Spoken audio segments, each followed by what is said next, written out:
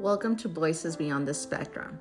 Real stories, brave voices, radiant perspectives. This is the podcast for parents and caregivers of autistic and neurodivergent children and teens. I'm your host, and each week we hold space for honest conversations, shared struggles, and hard-won victories from those who truly live it. You're not alone, your story matters, and it starts here. Welcome back to Voices Beyond the Spectrum. I'm your host, Karla Chinen, and today we'll be discussing self-care and the importance behind it. And I have Angela Tabor, a good friend of mine. She will go ahead and introduce herself as well as discuss a little bit about her journey with her daughter. So hi, welcome, Angela. Hi, happy to be here. Hi, I'm Angela Tabor.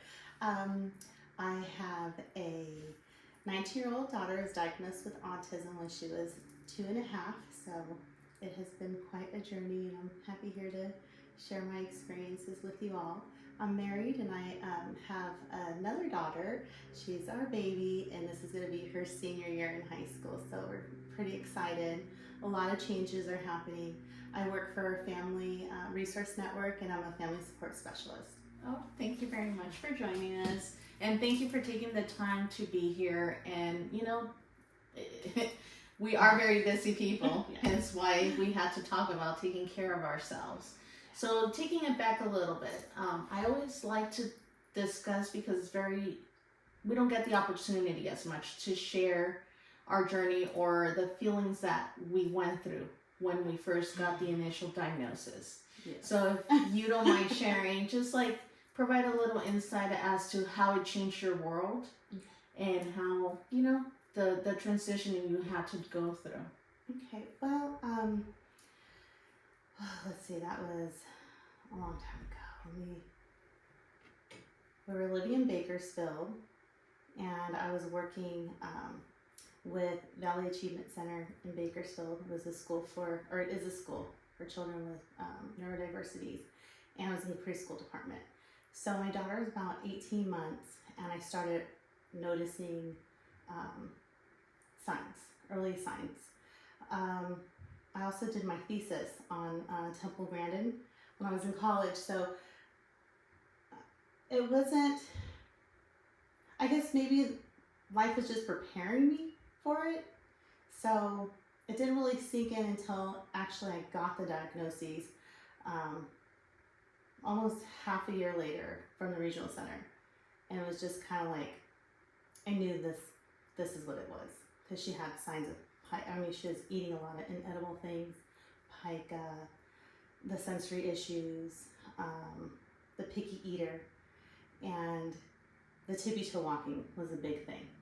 So by the time she turned 3, and what I researched is, like, if the child keeps tippy-toe walking, that might be a sign of maybe look into the mental health aspect. Mm-hmm. And it was just kind of hard that wasn't really getting my family wasn't really maybe accepting it at the time. I know it was hard for my husband, but since I worked in the field and was seeing it, I'm like, I'm pretty sure this is what it is. Back then, they tried to diagnose her with PDD-NOS.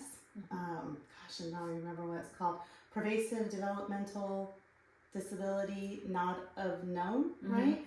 Okay, so they were trying to go more that route with the regional center, and I knew that wasn't really going to help my daughter, especially having to get an IEP or maybe the resources that we needed for her as she got older. Mm-hmm. But that is no longer, or in the DSM. Well, that was DSM-4. So DSM-5, yeah.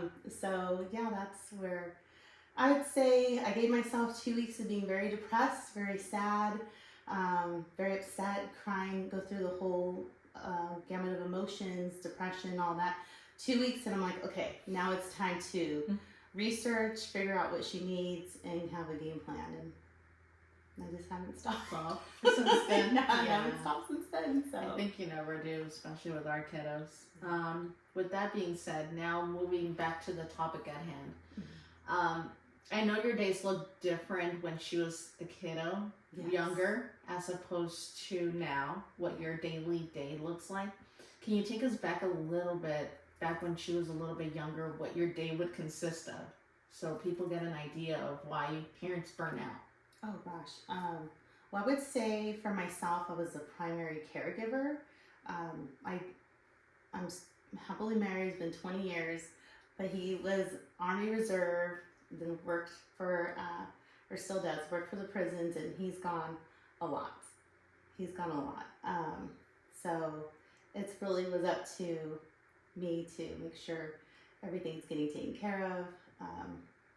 Gosh, I just live by the calendar and the schedule.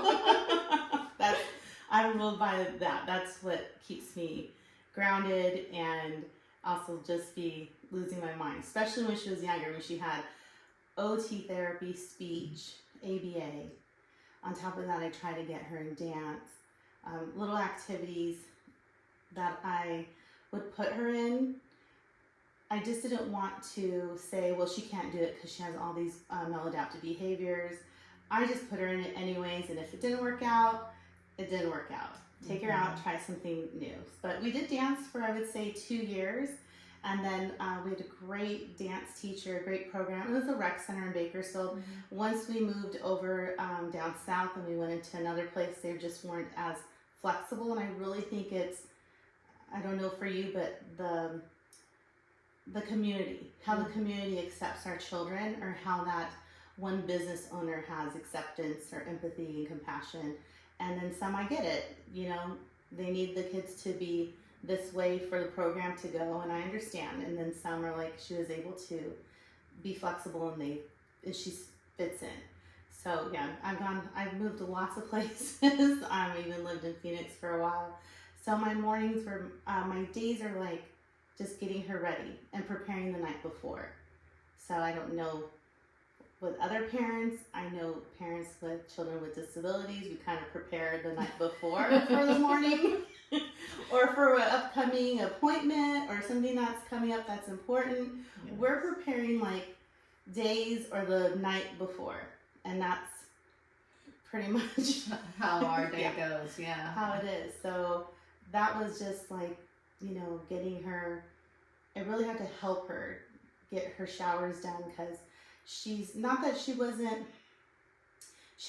capable, but she'd be singing and dancing. So that's great and all, but when we are on a time frame or I'm tired and let's just get it going, I could hear her like dancing around and splashing the waters in the shower, and then I'd come in and water would be all over the place because she'd just be throwing up the water and just having a great time. And so then I bought her an elapsed timer. So it's a timer that has the red and it shows how much time you have left. And so that didn't really mean much. Now it does. The child will come around, but then it just, she would just see it and like, oh wow, and the little timer go off. She'd tell me, turn it off, like I'm still in here. But yeah, it was a lot of hands-on, a lot of preparing, and I would say now is a lot easier. So there is some rest towards as they get older. But for her, and then I had another, my younger one, so that was kind of hard too, where I know one time for a moment my daughter was around 3 and my youngest, and so I was like, get Ava ready. The 3-year-old, I dressed real quick because, you know, it's faster for her, and then by the time I'm working with Ava, the other one would start taking off her clothes. So I don't know if it was just like, give me attention too, or, oh, is this what we're doing? So, yes. Yeah. So that was, I would say, oh gosh, probably like 2 or 3 years, no, maybe 1 or 2 years of that behavior from my youngest. Mm-hmm. And then once she got, I think, into kindergarten, it was like, no, I'm good. I can handle myself. She started getting more peer modeling outside than the sibling. Yeah. Yeah. I think the same thing, I experienced the same with Sophie here with Adrian. I think as mommies, you know, we're like advocating 24/7 and constantly like with our kids hands-on with one therapy or the other, you know. So sometimes we forget that the other child also needs time. And it's so hard for us to split ourselves into 30 different pieces And we have, like I said, wonderful husbands, but at the same time they're working, and we take most of the load of the caring for the kiddos. So then at that point, you know, you start seeing behaviors because the child feels a little ignored or feels that way. That behavior, she's going to gravitate your attention as well. So it's like you have two now to balance and figure out. Don't you start. I'm just trying to handle this one. Yeah. But we started, I think when Ava was 6, we started therapy. So she would go into it, and then we would go as a family. But I didn't hear the term leftover, or the title, whatever they're giving our siblings. The leftovers, that's what my doctor would say. Oh, well, she's a leftover. We forget about her. And I'm like, oh, I don't like the way I don't like that wording. I'm trying my best at, I'm putting her in activities too, and being there for her. But I think I start seeing more behaviors once I had to homeschool my oldest, and that was in 2nd grade, and my youngest is like still in preschool going into, because then I don't think they didn't have TK back then. No, they didn't have TK back then. So I had her in, we paid for preschool and then put her into kindergarten, and it wasn't until like she's going, well, she gets to stay home and I don't. So that was a challenge. A lot of that comparison. Yes. Oh, I know. I get that even till this day, and I'm like, sweetheart, do you see everything you have in your room that your brother doesn't? Yeah. You know, do you see that you have the privilege to go with friends and do stuff with friends, and your brother doesn't. You know, in your case, your daughter didn't. You know. Oh yeah, and hearing that from my youngest, and then I have to tell her, Ava feels like you get to have all your friends, and you get to do activities and go to games, and she just envies that, and she wants that. And so, but again, a lot of people, we see the grass is greener on the other side. Sometimes we want to pick and choose, and and my youngest is like, I'm not talking about that, I'm talking about she gets to do this. I'm like, okay, I understand. So selectiveness. Yes, it's hard to try to make things fair, because it really isn't fair, and I have to tell her life isn't fair. I'm living it.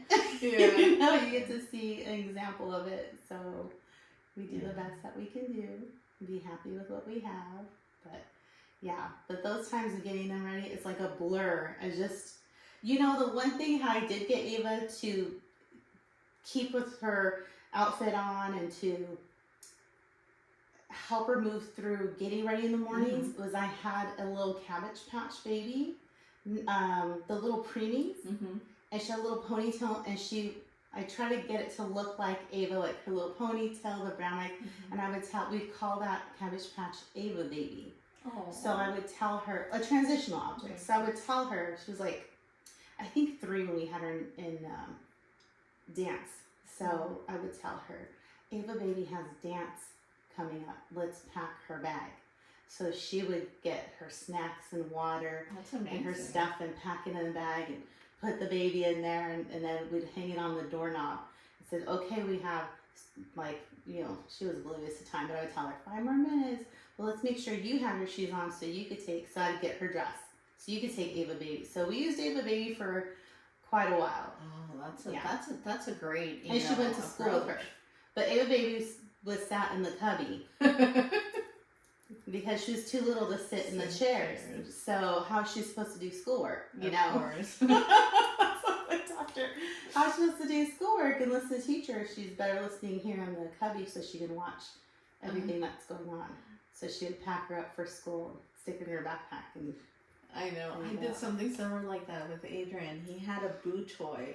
Boo is a character from No, not Monsters Sing. No, not Boo. It's from the one that Rihanna sang the song for. Home. I know what you're talking about. So it's these little aliens, and the alien is called Boo. So that I traveled to San Diego to find the freaking toy. Come back with the toy. He would not wear a sweatshirt, and it was getting cold. and he would just want to be in his t-shirt. You know, he was always wearing off-season clothes. You know, when it was hot, he wanted to wear a hoodie, but when it was cold, he was in t-shirts and shorts. And I'll be like, my goodness, kid. So with the booth, we would dress up the booth however we wanted him to dress. Oh, that's to a great kind of idea. say, hey, look, your friend Boo has this on. Let's put it on so you can match. You know, and did the similar. I think it's hard for them to relate with other peers to kind of get that engagement, especially when sometimes in the school districts or if you're homeschooled, it's a little bit harder to get that exposure depending on their schedule. So I think I definitely know that it does help firsthand, and I know you say it helped tremendously with Ava, you know? So that's good. As far as you did have a lot on your plate. Well, your husband worked a lot, and, you know, with your 2 young girls. Can you remember a period in time where you were like, okay, I'm done, I'm burned out? Or all the time. That was all the time. So I just took him to the stores by myself. And what signs did you feel with your body, or how did you know? Well, I never had anxiety before in my life, and I went to college and didn't even drink coffee then either until I had children. What's Starbucks now? To get that every morning. So yeah, I didn't really. I mean, it was so much different. It was so much different then, but. Once I had children, I experienced more anxiety, overwhelmingness, and very, very tired, a lot of fatigue. So, especially after having my second one, then it's like, oh, I got 2 of them now, and I'm alone. My parents ended up moving when Ava was 18 months. So, yeah. Oh, man. Yeah. And then as they've gotten older, have you been able to probably utilize services available to you, like a respite or your community? Has that been a big impact in not getting burned out as much? Well, I didn't even know about respite when I first got Regional Center in Central California. Like, it's just, we didn't have a lot of nonprofit organizations or mommy meetups. So I just knew what I knew because I was working in a private school that the Regional Center were paying for their students to come to, and they weren't able to, or when they exhausted all the services at the Unified School Districts. So they would pay for the kids to come over. But I did the preschool program, so I got them later in the day from like 1 to 5, 1 to 6, depending on the parents would come pick them up. So I didn't know a lot of the services because unfortunately my coordinator didn't tell me, which I hear that a lot. And I experienced that helping other families too, letting them know like, hey, you can ask for respite and rec, and but then I think I got respite later on. I think by the time she was 6. Oh, wow. Yeah, they just nobody informed you.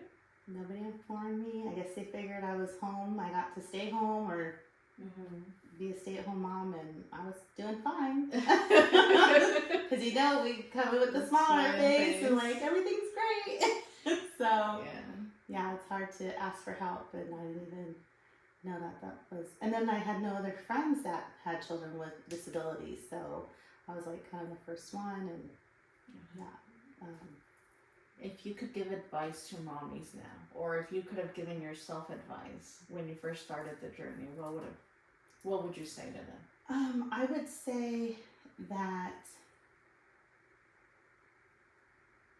not to stay in the sadness too long, not to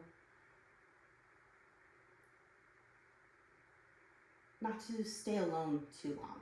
I think it's different now with everything at our fingertips, but then I felt like I would have told myself, ask the moms what they're doing because you're taking care of their kids. I didn't even think about asking the moms when they come pick up their kiddos, what are they doing, what services they have. I just didn't know. By the time Ava got fully became a client for the Regional Center there, I was promoted to the after school program. So then my interaction with parents and children were very limited because I was helping the director of the program. But then, like, when we were going through the process, I should ask the parents because they were very open and talkative, and we would share a journal and I would write about their child and their day, and then they wanted to talk, and I think I should ask them more questions. That's something I would have told my younger self, is to be more inquisitive and more curious and not to be afraid to ask. Okay, yeah, like I've encountered that, and I feel like I'm in the same boat with you. I feel like when you first get the diagnosis, you're grieving and you're processing it, but then at that point you feel that it's very hard for people to understand what you're going through, so you almost isolate yourself a lot from everyone and everything, and you know, you choose your battles, and a lot of those battles you choose them to stay at home and handle them there. You know, so I think it becomes a very isolating environment, and I have noticed those moms that ran with it and started building the community right away, and how their journey has been a lot easier, not necessarily because of the struggles, we all have the struggles, but it has been a lot easier to cope with the process itself. So I agree with you completely. I think that's something a lot of parents are a little hesitant to do, you know, and keep in mind, you know,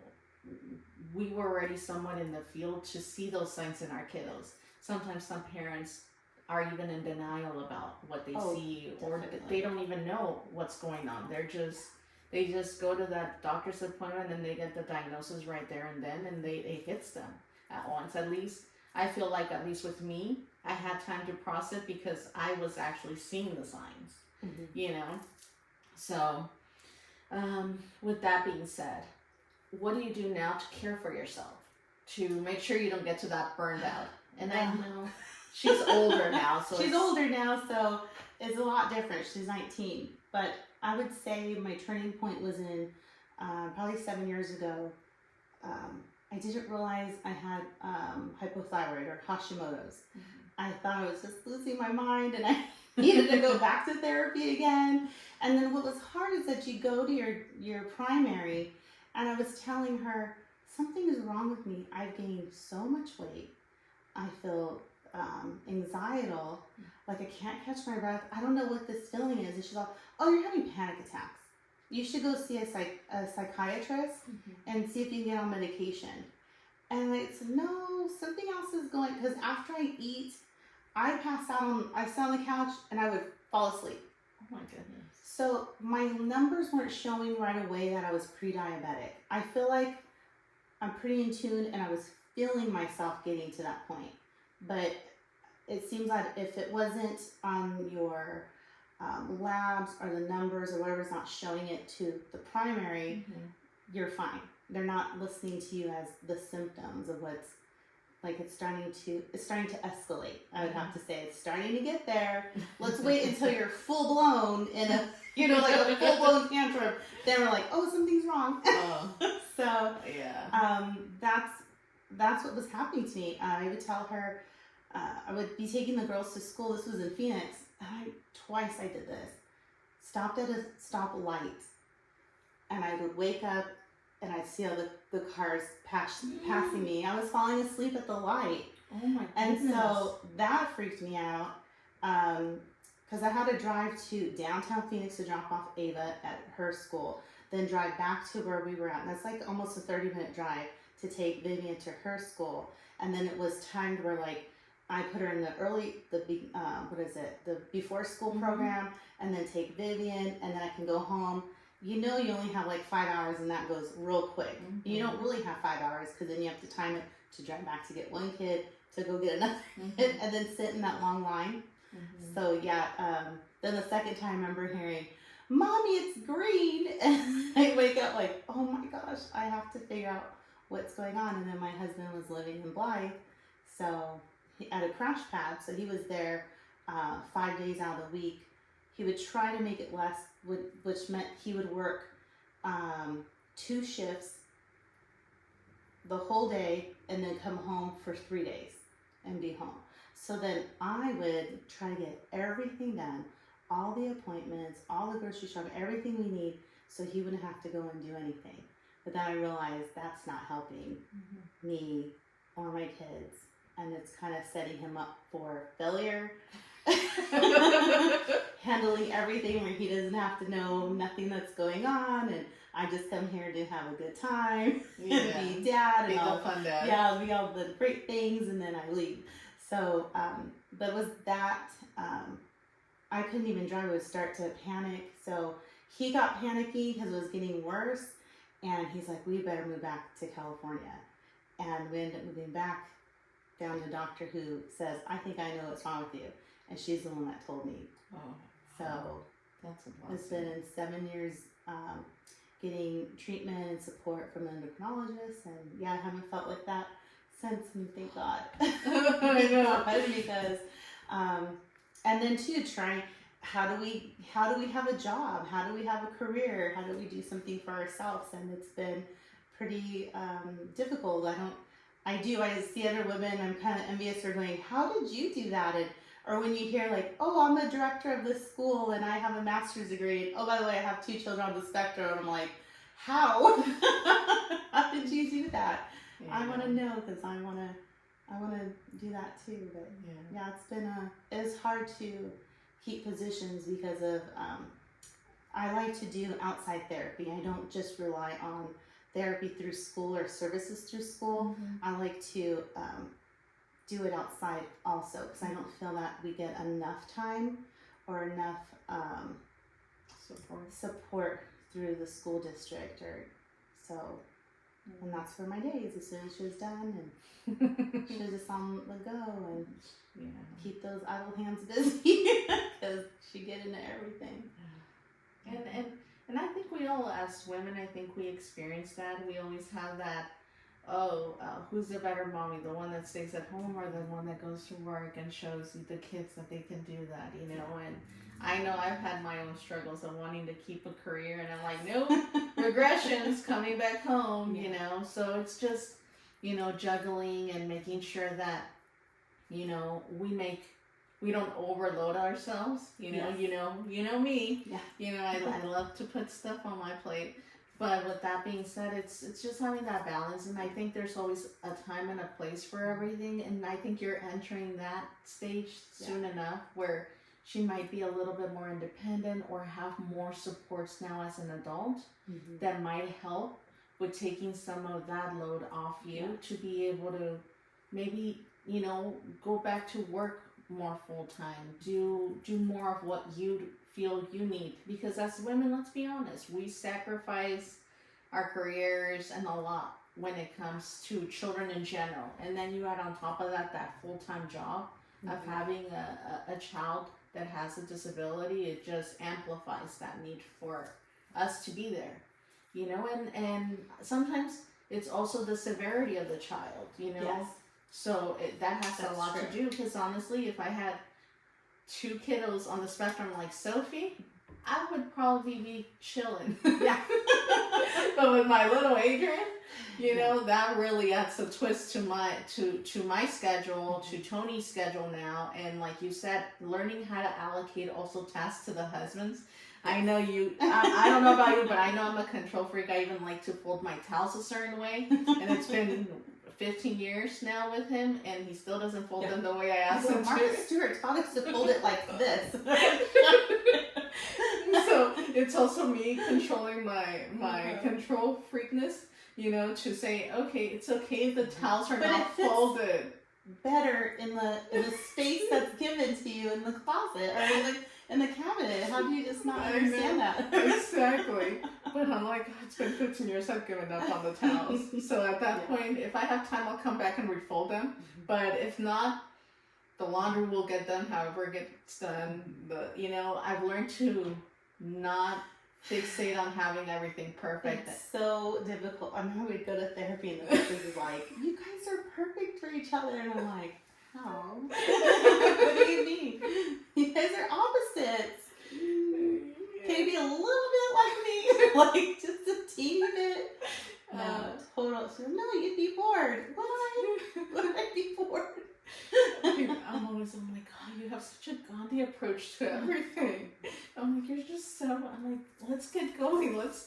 He's like, you need to learn to breathe and relax. So, I mean, we do balance each other out as much as Oh it my might not gosh. seem like it. Jason, one time, the girls were real little, and he goes, how about every Friday be your Friday? That's going to be your day. Because I think he was off on Fridays. I go, okay. Then I'd ask him, like, so was it this Friday that was my day? Are we starting next Friday? Do you mean next week? Because I'd still be doing everything. If you playing video games. So did you mean like Friday at 5? Or just half the day? Like, you need to be more specific. Like, what do you mean on that?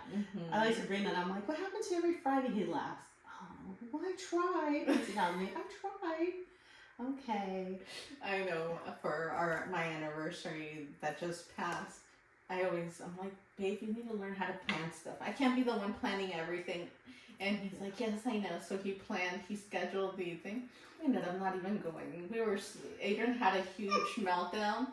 By that time, I'm like, do you want to dress up? I don't want to dress up. No, let's just go eat sushi at our little local sushi spot. Right. And then we just put on some jeans and a hoodie and then just went to an all-you-can-eat where we could eat our emotions.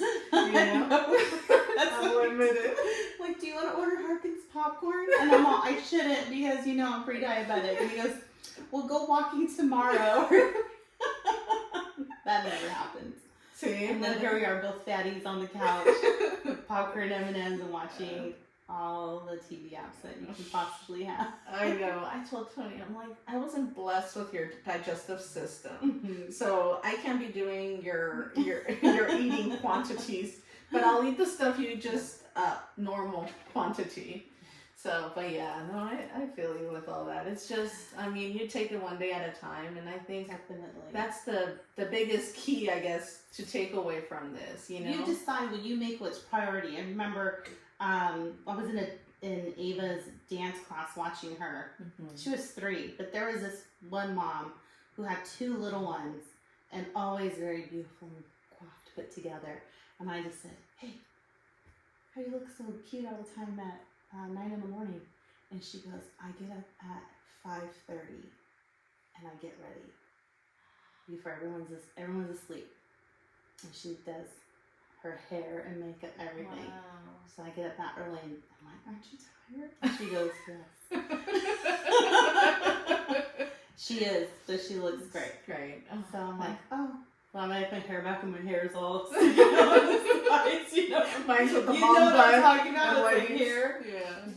Aww. I'm like, I'll give it I tried it.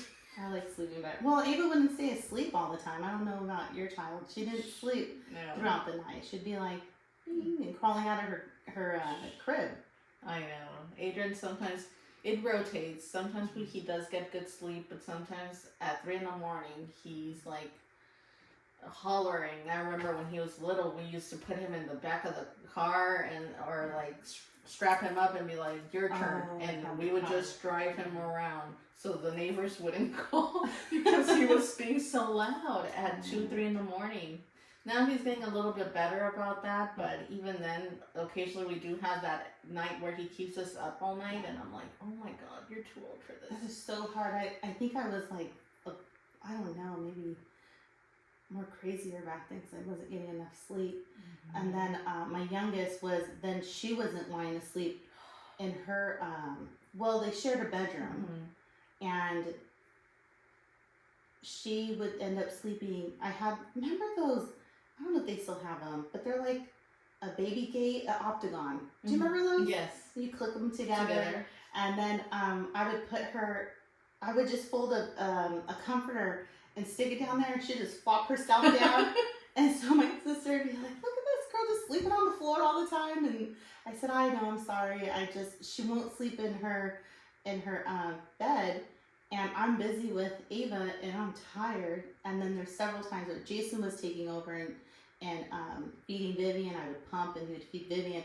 But multiple times I've woken up in the middle of the night to check on everyone, and he would have her dangling off the side of the couch, just with her arm, like she'd just be like this, and he's like this asleep, and her little legs are just Oh no, we're done. I think that's men. I remember after I had Adrian, and Adrian was almost a 2-day delivery thing. It was 48 hours nonstop with Adrian delivering him. We come home finally after 3 days in the hospital, 4 days in the hospital.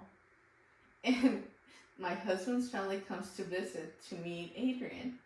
I get up, I go get the door, and my husband, he's laying on the bed, just relaxing, holding the baby, and his dad's like, did you have the kid? Or did your wife have the kid? Because she's here walking, opening the door, like really put him on check really quick.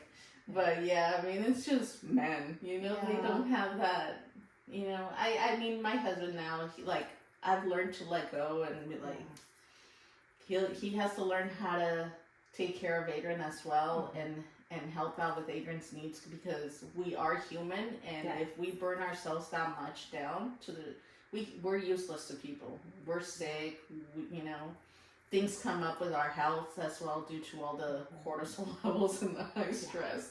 Oh, my levels are so high. Yeah. So it's like, you need to lower it, Mom. And how do you suggest I do that? Or can you give me some tips? Because it's been up since I had my kiddo. It's like a different stress now. Now it's like adulthood, thinking that things would be a little bit less,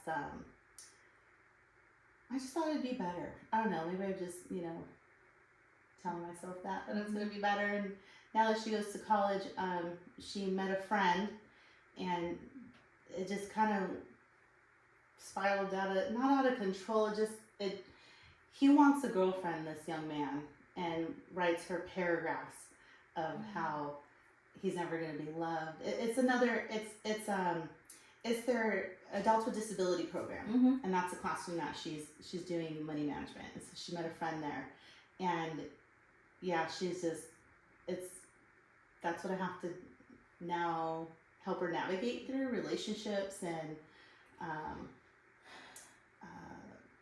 men. Yeah, they're men. I keep saying boys, but yeah, this is a man. This is a young man, and he wants to have a girlfriend, and is he ever going to be loved? And she's like, Mom, I just want a friend, and what does that mean? And now I have to talk about relationships and sexuality, and thinking of her safety, and so that's a whole nother monster. I didn't even really think about that. So we watched Love on the Spectrum. I love that show. Just sit here and watch this with me. Yeah. Oh, I know. It's. I think every stage in our kids' lives, there's always some worry. You know, when they're little, if they're even going to be potty trained, if they're ever going to speak, if they're ever going to be able to just eat by themselves. And then from there, if you are able to get your child to do that, or the capabilities are there, then you graduate to what's going on in school. Are they academically being pushed? Are they being bullied? And then from there, now this part of your life, you know, having to figure out and teach them the relationship aspect.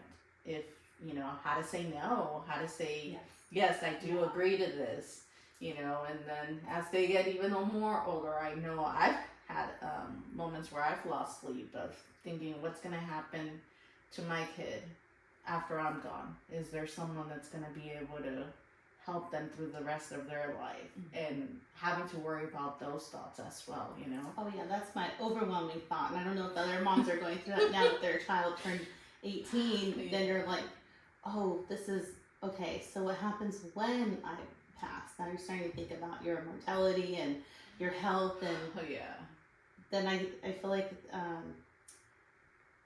I feel now the shift and the focus is moving more towards me now, and wanting to be here longer, and not just here longer, like cognitively have my marbles, and, you know, be able to help guide her, because she wants to live on her own. She always tells me, I want to be an independent woman. Yes, okay, that's our goal. That's what we're working toward. That's amazing. But yeah, it just changes. It just puts on a different face, I guess, and now there's a whole nother set of worries and concerns. Yep.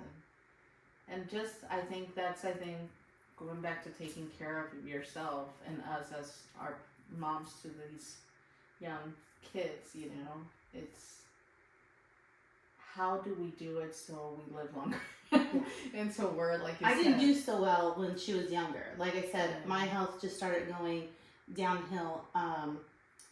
And then not having my husband home during the week. So I would just pick up the kids and like, fast food, let's get something quick. Because then I know I don't want to make you anything to eat. Well, nobody's watching you and you're over here doing something. Because she had pica. And so she would eat like the paint and whatever she'd find, dog food. Like it was how to supervise her or have supervision over her a lot. So, and having just one person in the house, it was just easier. And then it was just easier. But then the weight started, then the anxiety, then everything was like snowballing into that. So I think moving back over here is very helpful. We got her the treatment that she needed, and then for me also. But I think when she was younger, when I was younger, no, I did not have a great handle on it. I would try to go to the gym for a while, and then that wouldn't last. It wouldn't. Nothing that I tried. I wasn't able to sustain it because something else would happen in our life, or something else that I had to put more of attention on for her. Something was happening in school, or she was getting called. I'm getting called to go pick her up, and then I didn't know so much about my parent rights or the IEP, the process of it, what I could be asking for, and then just outside influences that we have no control over, meaning who's the teacher that has my daughter now, and how are they reacting to my daughter having autism in their general ed classroom. So yeah, but I always tried and always started something. It just was hard to sustain it. But I read a lot of self-help books. Don't ask me the titles, I don't remember.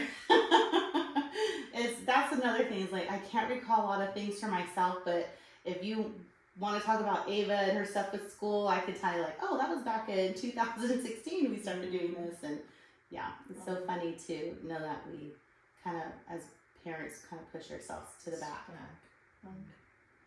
Well, to end this, do you want to leave our viewers for one last tip of how to stay sane in this journey? Oh gosh, I think it's just like have empathy for yourself, have compassion for yourself, give yourself that space to make mistakes, learn from it, and also be open to, because I know when people tell me, or friends or family, you should do this, and I get irritated, like, you don't know, you're not a special needs parent or a parent with a child with a disability, and then you're like, I think that was a good idea, I probably should give that a try. I tried a lot of things. I mean, we tried last year playing pickleball, so that was fun. Did I continue doing it? No, we didn't have time to. I keep telling my husband I'm gonna rent out a space or one of the tennis courts over there in Loma Linda, and he's like, good, go ahead, but it'd be great if he did it too, and we could like make sure holding ourselves accountable, because I really enjoyed doing that. But find something that you love or that you like or you're interested in getting into. I love gardening, and my favorite thing is finding clearance plants and bringing them back to life. I know maybe that's a little weird, but I like doing that. I like going out in my backyard and spending time with my plants and watering them and caring for them. Those are my little joys that I could do every day. Yeah, something I could do every day. And I don't really meditate. I wish I could. I make myself do it. I forget. What I do love is journaling. So yes, that is. Oh, so you're gonna love a little gift we got. Yeah. It's easy. It's for free. You could journal wherever. Yeah, I love to journal. And I started journaling I started privately in my room, and then I thought, if I'm going to show the girls healthy habits, I should do it in front of them. So sometimes I'll just get my journal, sit on the couch, and start writing a couple things. Just keep it on my lap. If something else pops up, I'll write it in there while I'm watching TV. So, you know, That's just good. try to build some healthy habits. But it's not, yeah, it is difficult. It's a process, I think. Yeah, I think it's a learning lesson for all of us. You know, That we should do for the rest of our lives. lives, I really think. yeah. I really think we should just have this habit and do it for the rest of our lives. And I think what works for one doesn't work for another. Like, I don't do meditation because then I start thinking of everything in silence, and then it just runs my mind. But my husband, that works great for him. He meditates in his car 5 minutes, 15 minutes before coming in the house. You know, we had a therapist that used to tell Jason to do that because I thought him coming home from work driving was enough for him. I'm like, he drove an hour coming home, so he's good. And she's like, no. Because he's concentrating on driving. Because other people are like, oh, driving relaxes me. For him, it didn't. It doesn't. So she'd tell him the same thing. Sit in your car for about 5-10 minutes, and I'd just be like, what is he doing out there? Please get in. And help. I don't Get like, in here and help. where are you? It only takes 10 minutes to get home. I need help. No. But yeah, he occasionally does that, you know, and it does make a difference. He comes in here less, you know, frantic and, you know, more, I'm ready to help, you know. So, but for me, that doesn't work. You know, that just gets my thoughts going, and I'm like, I don't like sitting in silence. I can't with myself. But thank you very much, Angela. It was a pleasure having you here. And thank you, everyone. I'll see you guys again in 2 weeks with another wonderful guest. Make sure to follow us on, we have it on Apple Podcasts, we have it on YouTube, we have it on Podbean. Thank you again, and have a great one. Bye. Bye. A huge thanks to amazing Angela Tabor for joining us on Voices Beyond the Spectrum. Your fierce love, the Mama Bear insight gave us a real heartfelt guidance that so many families can relate to. This episode was brought to you by Empathy for Autism California, Inc., original music by Brad Kaloob, piano by Sophia Chinen and Brad Kaloob. Listen and follow us on Apple Podcasts, Spotify, YouTube, and Podbean. Until next time, trust your instincts, honor your journey, and lead with empathy.